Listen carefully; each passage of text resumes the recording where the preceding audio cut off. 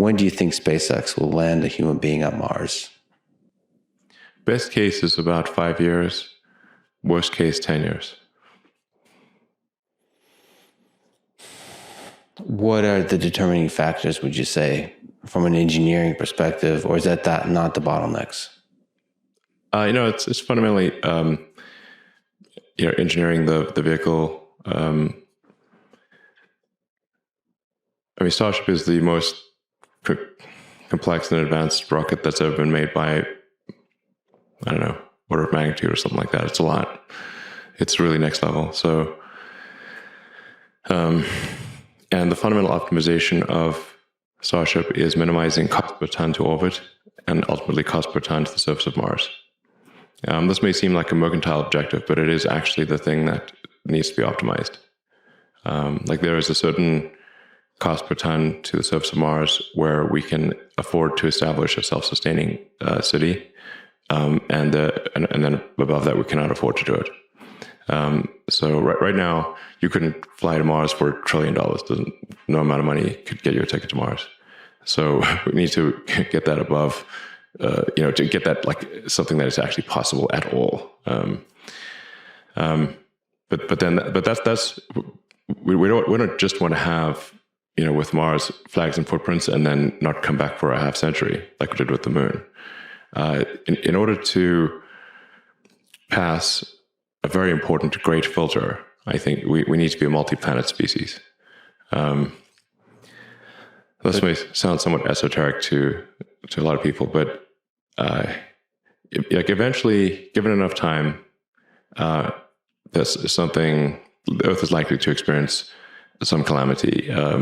That could be something that humans do to themselves, or an external event like happened to the dinosaurs. But eventually, and if none of that happens, and somehow magically we keep going, then the sun is gradually expanding, and will engulf the Earth, and probably Earth gets too hot for life in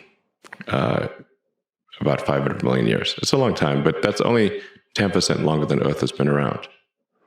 And so if you think about the current situation, it's really remarkable, and kind of hard to believe, but Earth's been around 4.5 billion years, and this is the first time in 4.5 billion years that it's been possible to extend life beyond Earth. And that window of opportunity may be open for a long time, and I hope it is, but it also may be open for a short time. And we should, I think it was wise for us to act quickly while the window is open, just in case it closes. Yeah, the existence of nuclear weapons, pandemics, all kinds of threats. Yeah, should kind of give us some motivation. Civilization could could die with a bang or a whimper. If it dies of demographic collapse, then it's more of a whimper, obviously. And if it's World War III, it's more of a bang. But these are all risks. It's important to think of these things and just, think of things as like probabilities, not certainties. There's a certain probability that something bad will happen on Earth. I think most likely the future will be good. But there's let's say for argument's sake, a 1% chance per century of a civilization ending event. That was Stephen Hawking's estimate. I think he might be right about that. So then, we should basically think of this like being a multi-planet species is like taking out insurance for life itself, like life insurance for life. Wow, so it's turned into an infomercial real quick. Life insurance for life, yes. And we can bring the creatures from plants and animals from Earth to Mars and breathe life into the planet, and have a second planet with life. That would be great.